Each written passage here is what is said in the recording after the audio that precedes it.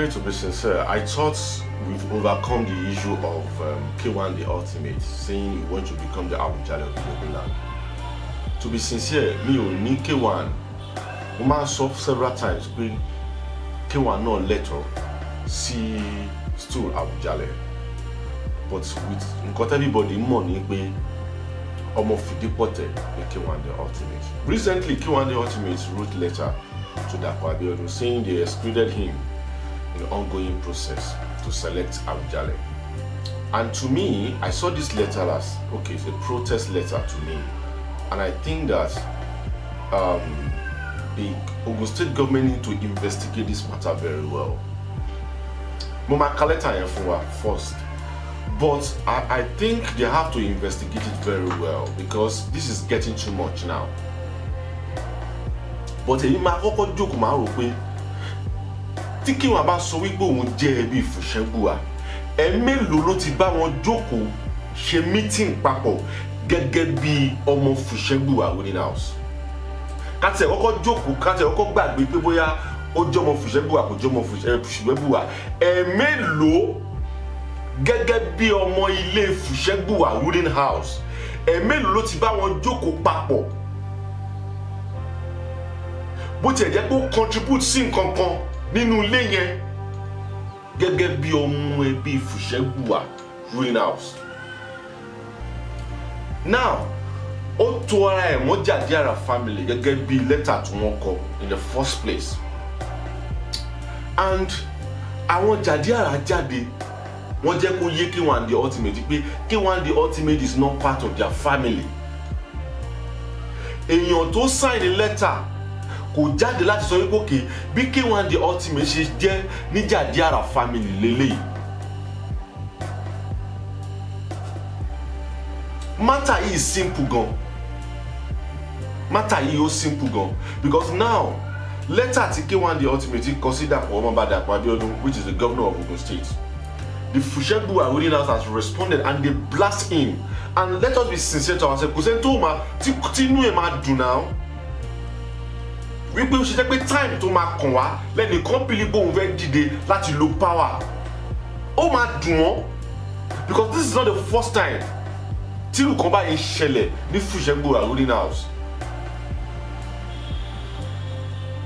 So I believe that Dapo Abiodun Governor Dapo Abiodun need to investigate this matter very well so that Omale stop. Because to me, I believe that K1 the Ultimate has given up. Okay, let us, because tí peace ò bá reign, wọ́n process yẹn ò lè wà okay. Tí peace ò bá reign, process yẹn ò lè wà okay. Ẹ gbogbo àwọn ọmọọba tí wọ́n select nsìn. Látòrí ọmọọba Bímbọ́lá Ọ̀nàbàjò. Àwọn bí 7 lọ ló wà lẹ́sìn tí wọ́n fẹ́ select torí pé wọ́n ti bí 60 ọmọ oyè lọ ló wà lẹ́. Now wọ́n ti reduce wọn di 7. Àwọn 7 yẹn sì ni wọ́n sọ pé wọ́n fẹ́ ṣe election fún wọ́n fẹ́ ṣe process wọn lẹ́yìn láti mú ọmọ oyè sílẹ̀. Meeting yẹn ló yẹ kó ṣe lẹ́yìn sìn.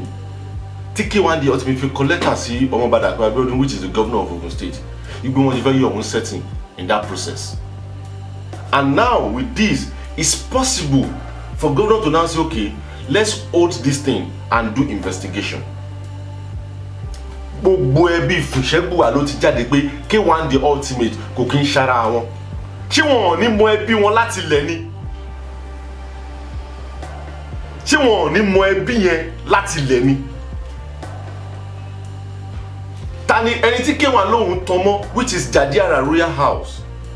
They've come out and debunking that no, it's not part of them. Èèyàn kan tí ó jà tí wọ́n dọ́pọ̀ sign, he can't even come out and say it publicly.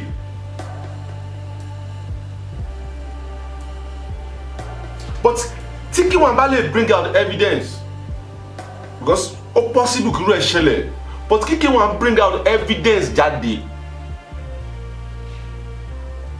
Wípé okay, bí K1 the Ultimate bóun ṣe tàn mọ́ àwọn Jadiara family lélẹ̀, because Jadiara family ó tàn mọ́ Fushegbuwa torí ọba Jadiara ìdílé Fushegbuwa ló ti jẹ. Tó bá jẹ́ pé lóòótọ́ ni that means pé K1 the ultimate lẹ́tọ̀ọ́ sí nídìílé ìyá gẹ́gẹ́ bí ọmọ ìyá. So ọmọbìnrin ló máa jẹ́ ń bẹ̀, but nígbà tó ọmọkùnrin bá wà nílẹ̀ tọmọbìnrin wá fẹ́ bá wọn drag, assuming tó bá jẹ́ pé lóòótọ́ tiẹ̀ ni, assuming tó bá jẹ́ pé lóòótọ́ ni àwọn tó wà nílẹ̀ ọmọkùnrin ni wọ́n. Ìwọ tó wá jẹ́ ọmọbìnrin tó claim pé ọmọbìnrin ni ẹ, táwọn tó jẹ́ ìjẹ́jáde ara ẹni sọ fún mi pé àwọn ò kì í ṣe ọmọ ẹbí àwọn. Èmi believe pé I need the peace ní Ìjẹ̀bú-Òde. A ní láti lọ́wọ́ agbára anyhow. Tá bá believe pé bó ṣe rí nìyẹn. Now ẹ kọ imagine tó bá yẹ pé K1 tiẹ̀ wà láàrin wọn, tó bá wá sọ wípé okay àwọn ò mú ẹ, kí nìkan tí K1 fẹ́ ṣe? Àbí nínú àwọn ọmọ iye 60 tó bá wà nínú àwọn tí wọ́n ti yọ ńkọ́ tó yẹ pé wọ́n 7 tó wá kù yẹn lọ́wọ́, kí nìkan tí K1 fẹ́ ṣe? Because in the first place ọmọbìnrin ni ẹ, according bó ṣe ń claim, tó bá tẹ̀ jẹ́ pé lóòótọ́ tó bá ṣe investigation wọn tán, torí everybody yìí believe pé ọmọ fìdípọ̀tẹ̀ ní K1 the ultimate, but ká tẹ̀ wá sọ pé lóòótọ́ ọmọbìnrin ni ẹ, o ò lẹ́tọ̀ọ́ tó àwọn tó jẹ́ àwọn ọmọkùnrin tó jẹ́ ọmọ ọba. O ò lẹ́tọ̀ọ́ ẹ̀, kò yẹ pé o ò lẹ́tọ̀ọ́ ẹ̀, but o ò lẹ́tọ̀ọ́ tó àwọn tó jẹ́ ọmọkùnrin. Àmọ́ president yóò mean anything, àmọ́ àwọn governors yóò mean anything, politician ni wá wò mean anything. Ẹ jẹ́ ká ṣe bó ṣe jẹ́ ká ṣe.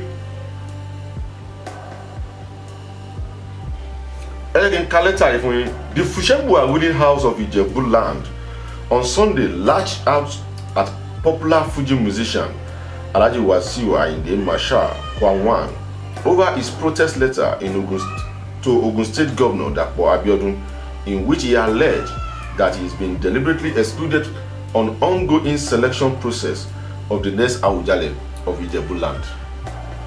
In his protest letter dated January 8, 2026, written by his lawyer, Dr. Wahab Shitu Sani Kwam, explained that Fushegbuwa Ruling House next in the line to produce new Awujale as issued directive that were unknown to the chieftaincy declaration and Obas and chief law of Ogun State. He claimed these directives were aimed at disenfranchising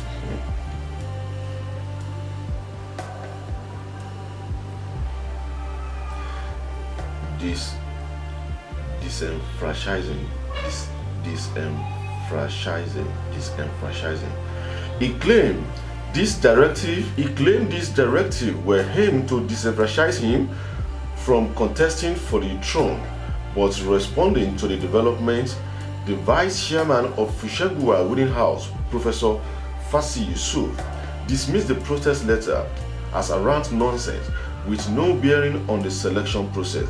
Speaking on the telephone on Sunday, Yusuf said, "It is misguided letter. Either Wahab Shitu is being misled or Wasiu Ayinde is being misled. It is arrant nonsense. The letter was directed to the government, so they will respond appropriately. The issue being raised about the screening is logical. We have over 20,000 members in the ruling house. How does he expect us to manage the crowd? What is being talked about is illogical." He added that the family has fixed Monday for the nomination meeting as aspirant for the vacant stool. The selection process for the new Awujale, which has reportedly attracted over 60 aspirants, has been generated with widespread interest, with Ayinde openly declaring his interest in the stool. The Fushegbuwa family, however, asserted that the Fuji musician is not a member. The Fuji musician is not a member of the ruling house and therefore not qualified to participate in the process. Ayinde has approached the Ogun State High Court sitting in Ijebu, seeking an interim injunction to restraining the governor and the 6 others from proceeding with the selection process. the court declined the application, ruling that it is lack merit. The suit was subsequently withdrawn by Ayinde through his lawyer, although no reason was given. The ruling house also suspended the nomination process and restarted it afresh after intervention by the state government. See, don't let me say much again about this thing. See, let us be sincere to ourselves. I think K1 the ultimately lost in court.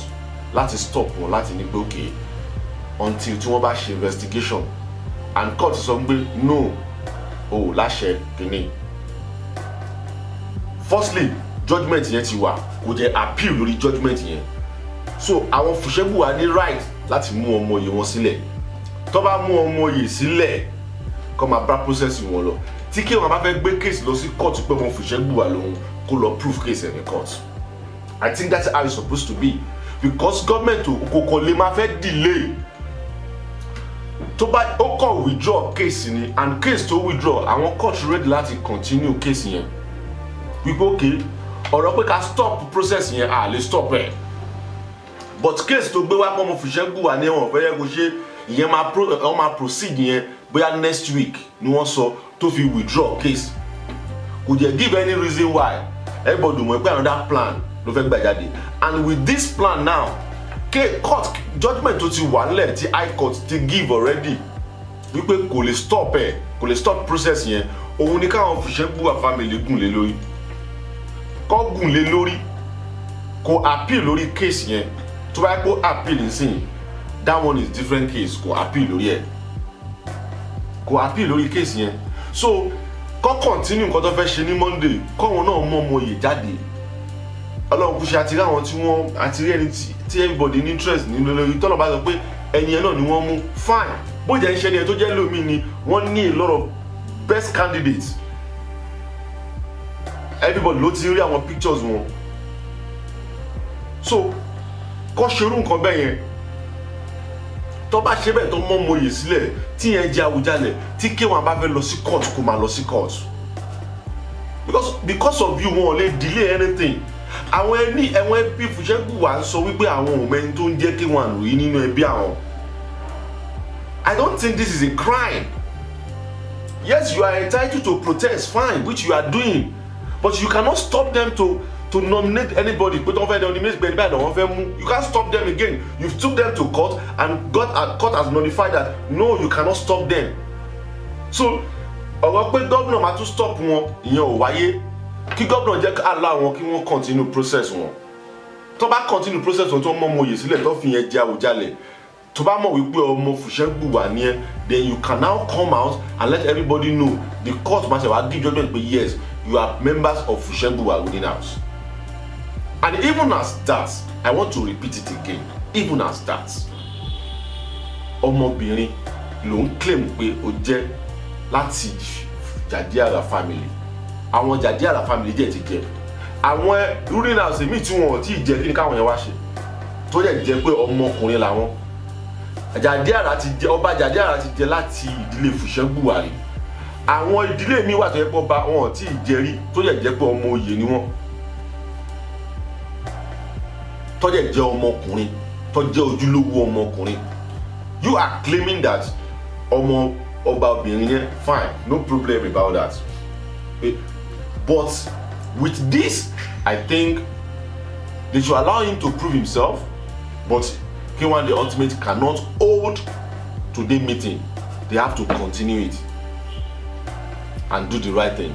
I won't say much than this. My name is Lekuchi Oyemi.